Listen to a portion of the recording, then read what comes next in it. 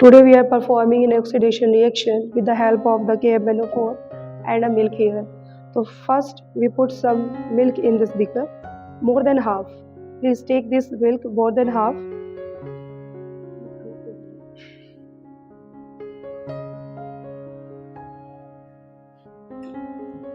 After that, add this KMnO₄ chemical in this beaker.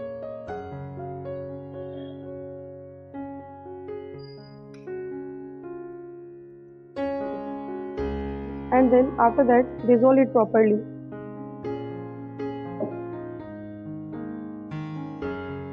It's an exothermic reaction.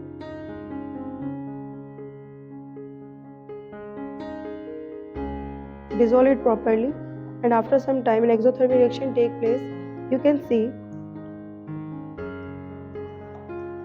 the temperature of this beaker increase slowly.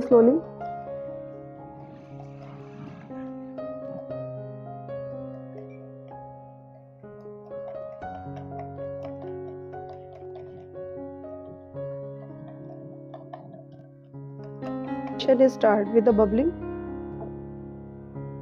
You can check the temperature.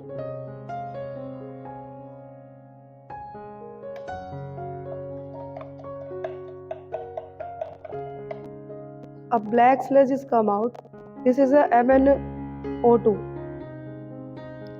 It is exothermic reaction. You can see a heat is removed from this beaker and how amount of the sludge is produced.